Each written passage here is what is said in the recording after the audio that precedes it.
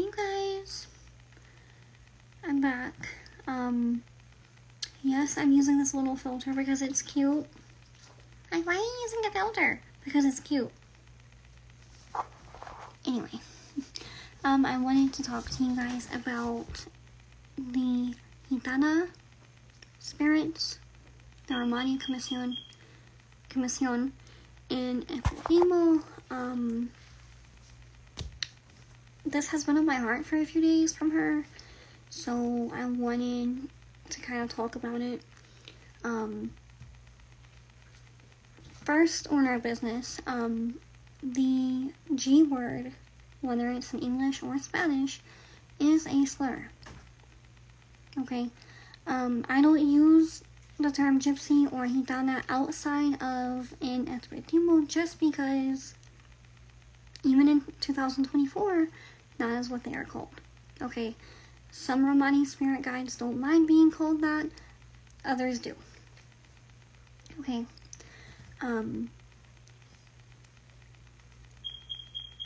it's mostly going to be about love spells with your Gitana. That's what this video is going to be about.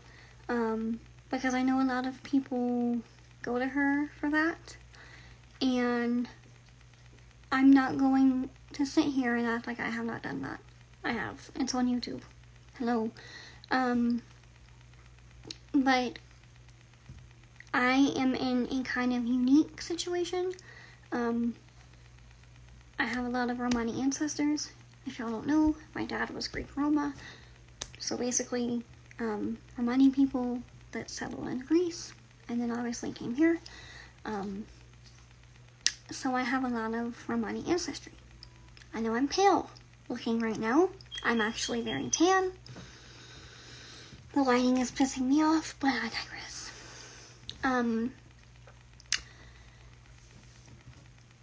Every Romani spirit guide is different. Okay. I think a lot of people don't really know the history. They just think of like Esmeralda from the Hunchback of Notre Dame, however you say it. And it's like, while Romani women do enjoy dancing and wear the long skirts and the headscarves and have the tarot cards and all these things, we're talking about one of the most oppressed ethnicities on this planet for at least 1,000 years. The Romani people were enslaved in Romania for about 500 years, up until like 1850 or 1870, something like that. They were enslaved throughout Europe for many years. They were victims of the Holocaust. Hundreds of thousands of Romani people died in the Holocaust. The reason that they went to Europe in the first place and throughout the Ottoman Empire is because they were pushed out of India, like about 1,000 years ago or so. And they kind of over time migrated to Europe. I believe when colonizers first came to the Caribbean, or at least North America, they also brought Romani slaves. So, there's that. And you can imagine for the women, I mean for women, children, men, everyone, but especially the women, you can imagine the SA that took place. Okay. So this is why you need to get to know your spirit guides before you start petitioning them for things. I've had a relationship with one of my Gitanas since I was like 9. So I kind of know her story, and I've known her story for a long time.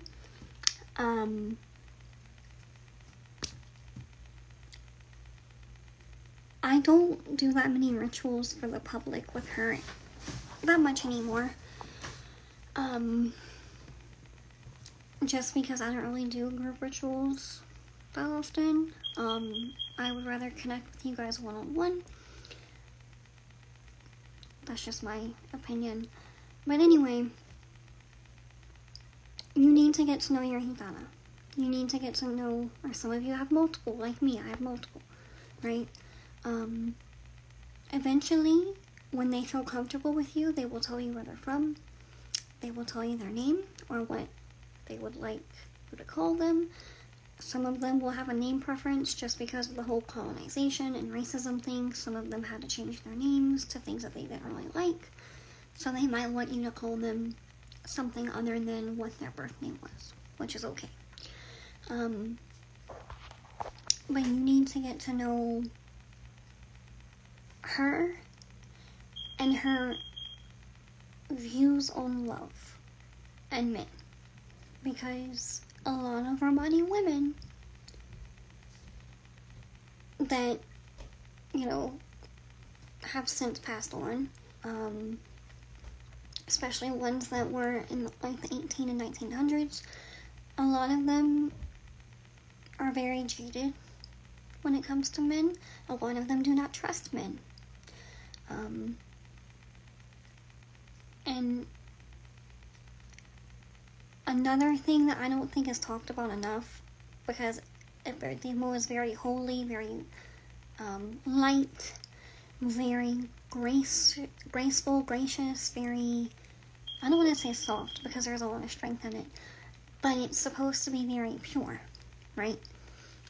But an issue that I have with the Epertimo community is they skip over the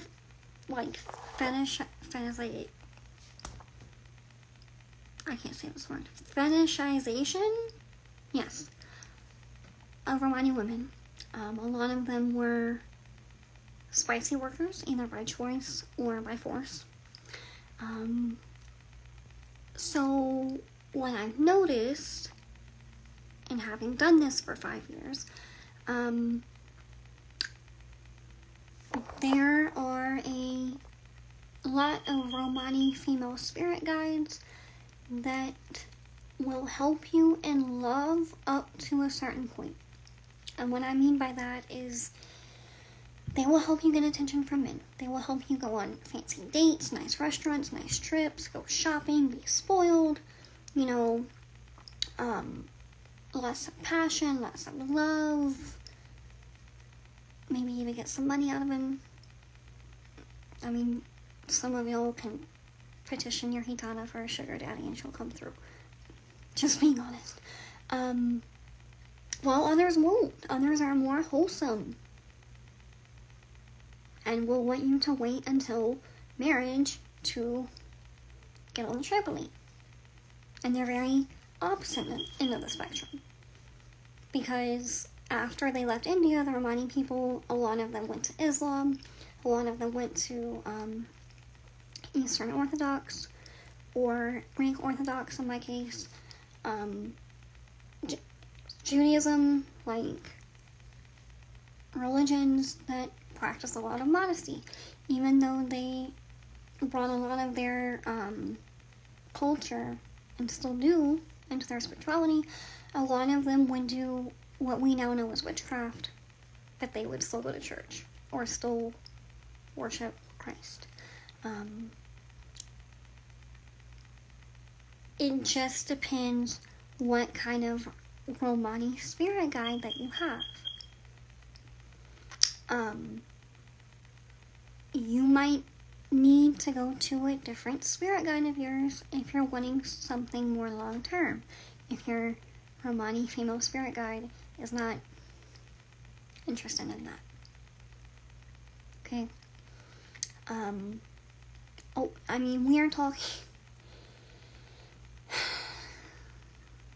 I guess what bothers me is the brushing over of the truth of what these women went through, and what this entire people went through, but especially the women. right? Because that's the most popular. You might have some Gitano, some male Romani spirit guides too, but most often when people say, oh, my gypsy, they're talking about a female. And they brush over the truth of what these women went through, who they are, their belief system, their culture. Like,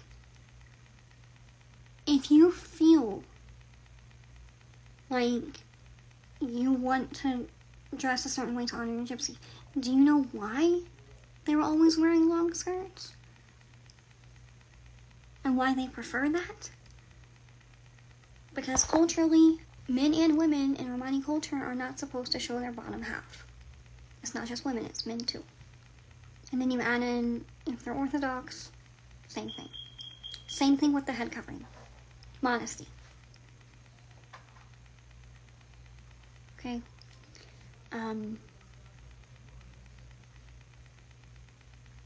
You have to get to know your spirit guides. Because, let me tell you something. This year, and I said this a few months ago on my video about the different type of readings that I do, I have dedicated a lot more time to my dad's lineage. Because the last 3 years, I've spent a lot of time on my mom's. That's where the Pablo comes in, the Sanse, Puerto Rican is Brahimo, etc. It was time for me to start spending more time with my dad's lineage. I have changed how I dress. I still have like my sexy stuff, don't get me wrong, but back in 2022, on Christmas Eve, it got really cold in Georgia, and my pipes burst. And out of my entire house. Do y'all want to know just exactly where that pipe happened to burst? Oh, in my bathroom, over my laundry basket of clothes. Dirty clothes, because, you know, I would take my clothes off, put them in the basket, go in the shower, blah, blah, blah, right? And even though it was winter, I did not care, okay? I would wear like a crop top and a mini skirt and a fucking sweater or cardigan or a jacket. And my spirit guides were fucking sick of it. Water all over my whole clothes. I still have my sexy stuff, and this is not to say that my spirits dictate how I dress or anything like that. I've just noticed that when I dress more modestly, and since I've started wearing more longer skirts and dresses and stuff, my ancestors are around me a lot more, because they're comfortable with that. They're not comfortable with bustiers and corsets and leggings and leather miniskirts and all that, you know? So there's a time and a place for it, but this is also where the complexity of the divine feminine comes in, because like your Gitana might be like mine. She's modest, but she also has a sexy side, a passionate side, you know? It just depends. And you can, like I said, you can have different Gitanas. One might be very sexy and passionate and very, very free-spirited. The other one might be a little bit more modest and wholesome and covered, if you will. And with the whole modesty thing, they also don't like being shown. You have to remember, this is a people that were persecuted for their beliefs. Like, yes, in 2024, we love the whole caricature of the fortune teller and the gypsy and the, you know, beautiful hair and the headscarves and right? Back then, they had to hide their spirituality. Like, if you are of Romani descent, your ancestors are going to be your biggest teachers when it comes to that aspect of your spirituality. Because that's how it was shared within families, because it was very secret. A lot of Romani women were killed for being witches, when all they were doing was working with the earth, making tinctures, making potions, healing, dancing. That's another thing. All these stereotypes of the Gitana and El Bertimo, like the dancing, it's very important to them because they were persecuted for dancing. Especially to their own Roma music. Yeah. And them getting a stereotype for, liking jewelry a lot. It's because it was taken from them many times. Same thing with things like perfume. Beauty is very sacred to them. It's very culturally ingrained for women to take care of ourselves. Mine do not like it when I cut my hair. I remember in 2018 I shaved my head, right? I don't remember why. I think I was not having a full-on Britney moment, but I had just turned 21 and I was just crazy, and my dad was so upset because he did not like me cutting my hair. And again, these are not principles that I'm saying you need to adopt or that you need to allow your spirit guides to dictate your life or anything like that. That's not what I'm saying. I'm saying these are aspects of their culture that might be helpful when getting to know them, instead of just going off the stereotype of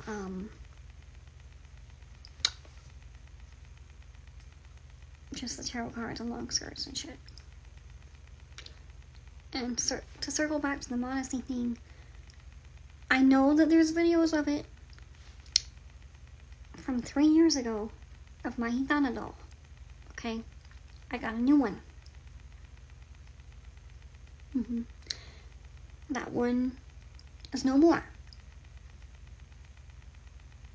For that reason, because I made the mistake of showing it online. And I don't feel comfortable with that, and neither do they.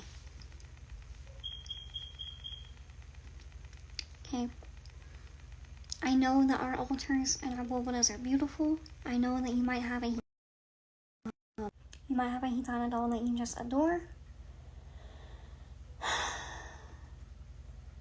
And it's tempting to show it off. I don't recommend it. Unless you have a few years in this and you feel comfortable and you know how to protect it and you know how to protect your space, I do not suggest showing your altars. Now, if you get a reading with me and maybe something's off when your Bovada and your ancestors and your guides are telling me, and I ask to see your Bovada, obviously that's acceptable because I'm trying to help you and I'm a medium, and I'm not going to screenshot it or take pictures or anything like that. They just might want me to see it to see what's going on. Maybe you're missing a cross. Maybe you need another glass of water. Maybe you're not ready for more cups of water, so you need to take some away. That's fine. But for TikTok and YouTube and shit, no.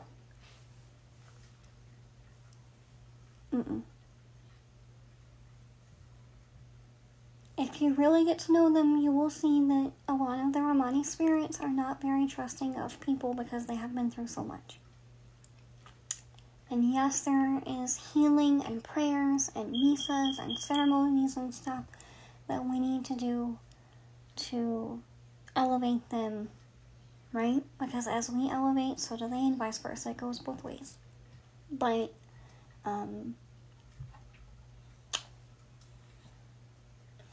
just don't find out that you have a Romani spirit guide today. Go to the Botanica tomorrow, get a love spell candle, and be like, I heard that, my friend Gitana did this for her and got her man back. And I know mine's gonna help me. It's okay when you're getting that reading done, that spiritual court reading, which I offer, by the way, link in the description. It's okay to ask the medium what that spirit guide or ancestor would like to help you with. That's why God gave them to us, to help us. And for everything that they do to help us, they get rewarded. I'm not gonna lie. There's some spirit guides that are good-natured, but for whatever reason, they have a lot of bad karma. They might have done a lot of bad shit in their life. They have a good heart. There's a lot of pirate spirits that have a good heart. But because of them being a pirate, they did a lot of not-so-good things. Right? One way that they make good with God and the higher-ups is by helping us on earth. And the way that we help them is giving them light, water, prayers, etc. See? It's just how it is. But God gave them to us so that we can help one another. Okay? Your Romani spirit guides, she might not want anything to do with love. She might be like, girl, I said fuck men in 1832 and I'm not changing my mind. I'm just saying. Or she might want to help you get a husband. It just depends. Or a wife. It just depends. But don't get so caught up in the imagery of the commission of the spirit guides and forget that we're dealing with an actual person. This is a person that lived and died. Okay? They have a story. They have likes and dislikes. And they went through a lot of shit. Okay? Just keep that in mind. Okay? She might be she might have been a spicy worker and be very liberated in that way. One thing, out of respect for every people, some people do a lot of spicy natured spell work, and they choose to do it with their Gitana.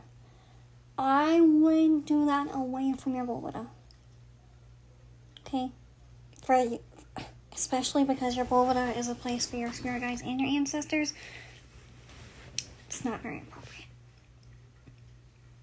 It's not. If you can find the videos on YouTube, if they're still there, I don't remember, of me doing my Gitana rituals, that ritual setup was always completely separate from my Boveda. Completely. Okay?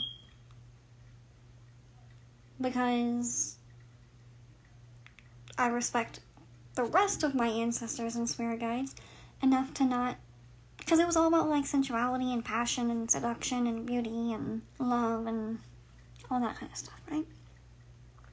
I just don't feel comfortable because a lot of my ancestors are Greek Orthodox and I don't feel like getting slapped. And my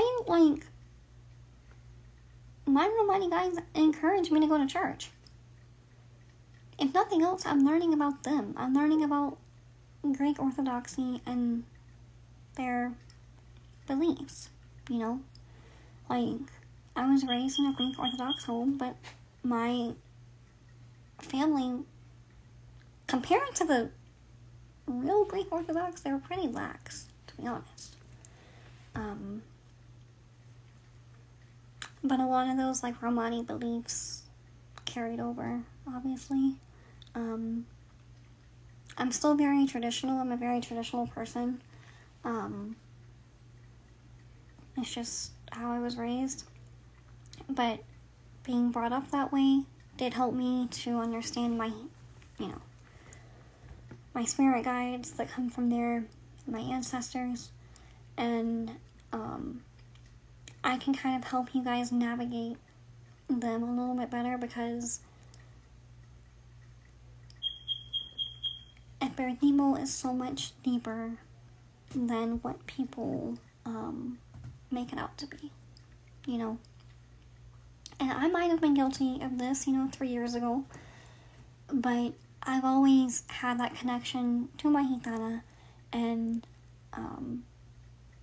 done my best to honor it and honor her. And I have multiple. I just say Gitana because it's just easier. Okay. I hope this helps. Get to know your spirit guides. Getting to know them will also help you develop your gifts. To see if you're clairaudient or whatever. Clairsentient, clairvoyant, etc. With any spirit guide, like I don't, even though, how do I explain this? Even though I would do like my rituals and stuff with her, right? Separately, I would do the ritual, and then when it was over, like the next day, I would take it down. Okay, I don't have an altar for my Gitana. She's not a deity, she's a spirit guide. Okay, she has her own little space. Don't get me wrong. Which I think is good, but there's not supposed to be like a shrine to your Gitana. And a lot of people fall into that. The more physical stuff that you give them, the more earthbound they can become. And that's not good for anyone. Okay? I love y'all. If you would like to book a reading, click the link in the description and I'll talk to you.